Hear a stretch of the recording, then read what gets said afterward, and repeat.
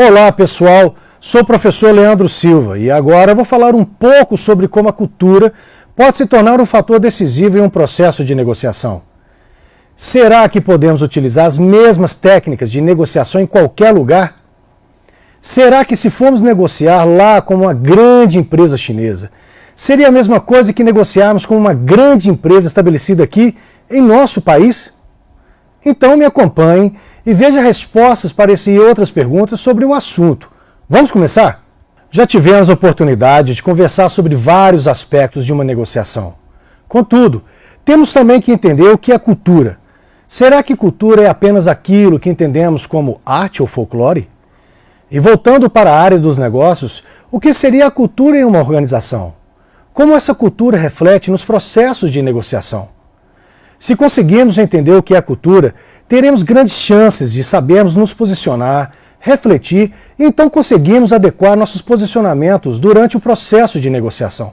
Na visão da antropologia, a cultura é tudo aquilo que é aprendido, aquilo que não necessita de uma transmissão genética. A cultura não é somente um enfeite para a existência humana, ela é a condição essencial à sua sobrevivência e desenvolvimento. Sem a cultura, os homens seriam reduzidos a aberrações humanas, descontrolados. Seus instintos úteis seriam reduzidos, como também seus sentimentos reconhecíveis. O intelecto seria praticamente nulo. Há uma relação de dependência na relação homem-cultura. Se a ausência do homem elimina a cultura, por outro lado, também sem a cultura não existiria o homem. O homem é um animal incompleto e inacabado, que só se completa por meio da cultura.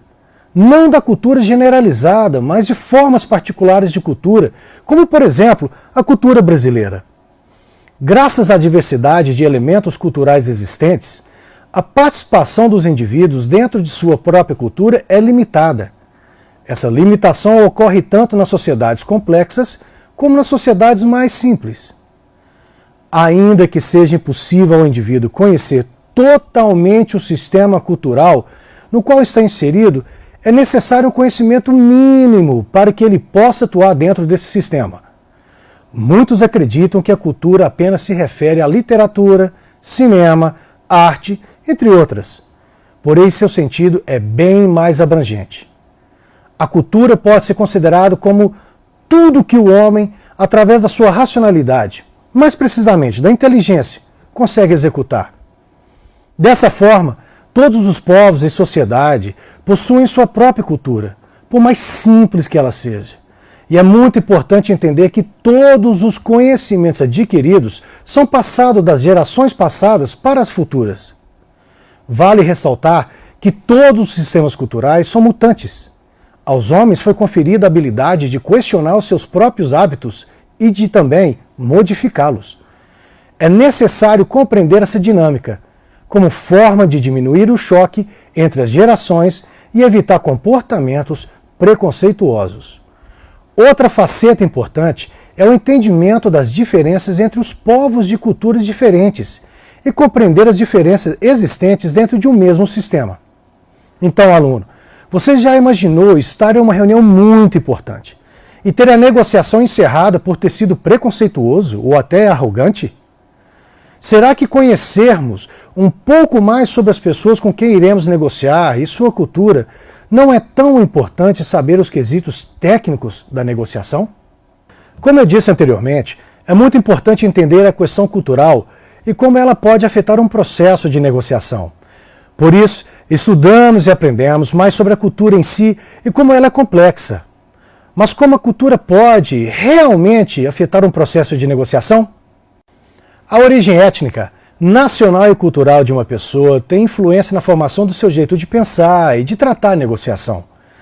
Dependendo das culturas envolvidas, o contexto social da negociação pode ter mais ou menos importância, ou seja, quanto mais iguais elas forem, maiores serão as chances da cultura não ser um fator de grande obstáculo. A qualidade da negociação entre culturas diferentes depende em grande parte dos seus relacionamentos históricos. Ao iniciar um processo de negociação, descubra tudo o que puder sobre a cultura da outra parte, como, por exemplo, seus objetivos e até sua visão sobre o assunto. Culturas diferentes, às vezes, chegam às mesas de negociação com detalhes que não são tão explícitos e podem criar obstáculos para chegar a um denominador comum. Ao negociar com uma pessoa de cultura muito diferente da sua e surgirem dificuldades, não ignore. Não pense que o outro é obrigado a pensar e se comportar exatamente como você. Lembre-se que culturas diferentes têm estilos, crenças, valores e atitudes diferentes.